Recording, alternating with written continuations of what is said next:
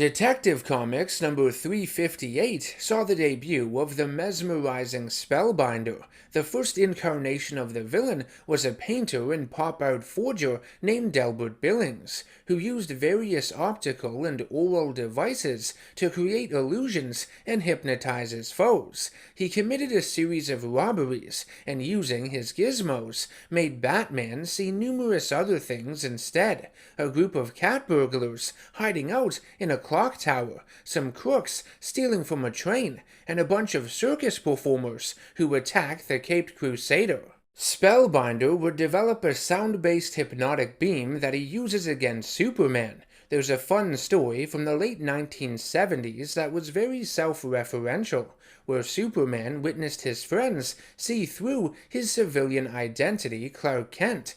They tell him his suit, tie, and glasses aren't enough to fool anybody, and wonder why he's hanging around with them all the time when he should be out in the world stopping bad guys. During the events of Underworld Unleashed in the mid-90s, Billings would find a girlfriend named Faye Moffat, and while the two of them were on the run from police, Billings would be approached by the demon Neron, who spoke to him through a TV set. He offered him power beyond his wildest dreams, in return for his immortal soul. Billings refused, but his girlfriend was intrigued, and she shot and killed him, taking the power for herself. She would become Lady Spellbinder, and had the ability to cast real illusions that caused real pain. Robin would help Batman defeat her by guiding him through her deadly images with VR technology. In the end, we learn that Moffat's powers were limited. They only work if her eyes aren't covered. Speaking of eyes being covered, like something out of the mind of Guillermo del Toro, there was another more radically designed Spellbinder, a Russian sorcerer named Viktor Mironov, who briefly came to blows with John Constantine when he was asked to help him against the cult of the Cold Flame. During DC Comics' Infinite Frontier relaunch in the early 2020s, Charles Dante, a former classmate and ex-boyfriend of Barbara Gordon, had become a psychiatrist at Arkham Asylum. He started to believe his patients were true and free, and that everyone outside of the asylum's walls were the real prisoners. He would clear a man named Cody Klein for release, and turn him into the social revolutionist tutor, to spark a revolution and fight back against Gotham's police force, government, and the Batman family of heroes. Using special live-stream broadcasts, this new Spellbinder and tutor were able to hypnotize citizens who lived in the neighborhood of the Hills near Gotham's docks.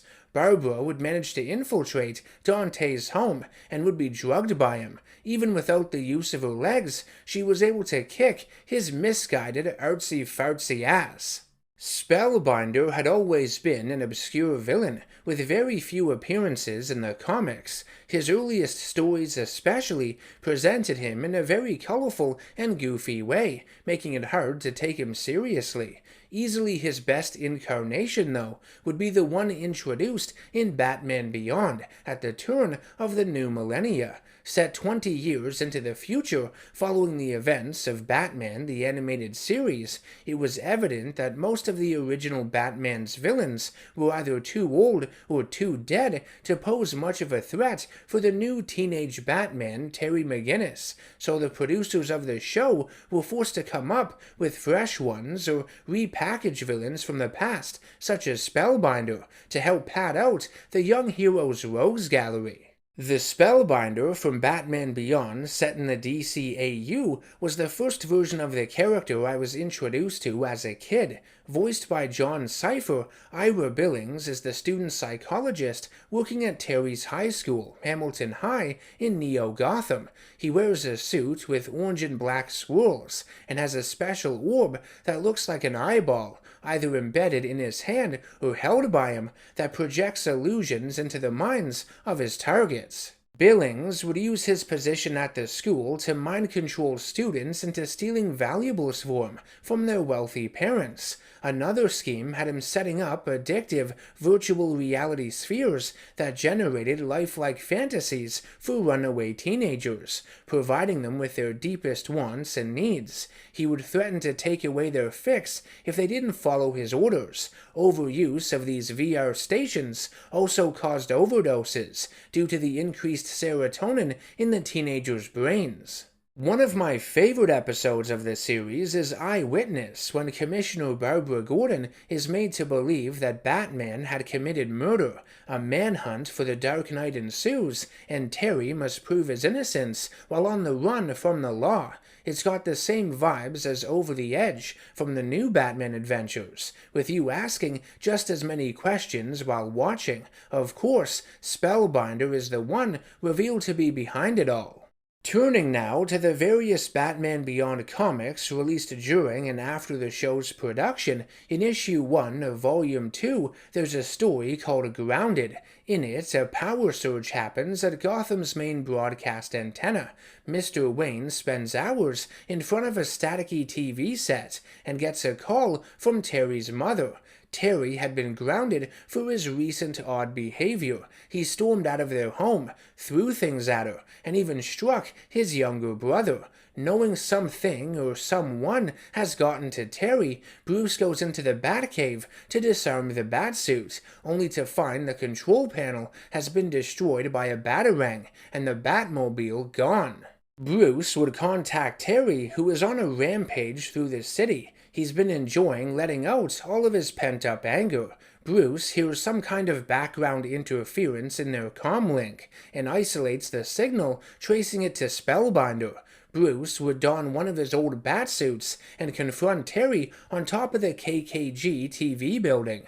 Batman and Batman Beyond do battle, which is an epic visual. Bruce is wearing some kind of oxygen mask to reduce the strain all the fighting has on his heart. Maybe it contains his medicine. In the end, we learn that Bruce had been manipulated into seeing Terry act out by subliminal signals emanating from his TV. Terry was unaffected because he was grounded and wasn't allowed to watch any. Spellbinder would be captured at his hideout by Terry. He had been developing new illusion-casting video screens. His own technology would be turned against him, and he would be made to believe that Batman was his most trusted and loved friend. In issue 7, Dr. Spiner is performing psych profile evaluations on students at Hamilton High. He and his assistant are attempting to piece together all the information they acquire to presumably calculate the identity of the teenage Batman. Bruce and Terry believe one of the doctors is Spellbinder, and Bruce implants a deep memory illusion into Terry's mind to throw Spiner off the trail before the test. The memory depicts Terry's younger brother Matt as Batman, or I guess Batboy. The machine deems Terry's absurd story true, which causes Billings to flip his lid and destroy the pile of junk. Batman then stops Spellbinder before he can escape. Terry McGinnis would be presumed dead following an attack by enhanced members of the street gang Jokers during the events of Future's End, when the artificial intelligence known as Brother Eye tried to take over the world and eliminate humanity. Spellbinder would trap Terry in the suit of Rewire, Davis Dusk, a metahuman with electrical powers, by replacing his heart with an electrical generator. The mind control convinced Terry that he really was Rewire, and that Spellbinder was his elderly friend named Doris, who would badmouth the new Batman, a time-displaced Tim Drake. Spellbinder would use Terry to try and kill Drake. Matt McGinnis interferes and attempts to stop his older brother, but Terry sees him as a bat monster.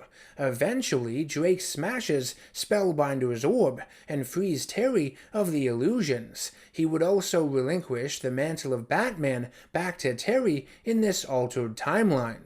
I just love the Spellbinder from Batman Beyond. He may be another one of my favorite supervillains. Much like Mysterio, Scarecrow, and the Riddler, he likes to play mind games. His attacks are psychological. He projects illusions that allow for a lot of interesting, creative, humorous, and even horrific visuals in the stories he's featured in, whatever his target needs to see for him to manipulate their psyche. I like that when Terry falls prey to these false images, Bruce doesn't see any of it from the Batcomputer. He has to be the voice of reason for his young protege and snap him out of it. Of course, Spellbinder also has an awesome design. The swirlies are really cool and set him apart from a lot of other characters. But what are your thoughts on the mind-bending Spellbinder? Did you know about him from the comics, or like me, were you introduced to him for the first time through Batman Beyond? If you enjoyed the video, make sure to subscribe, hit that bell icon for notifications, and become a producer over on Patreon if you can to help keep the channel alive, and nominate any future video topics. I will see you all in the next one. Take care and stay nerdy.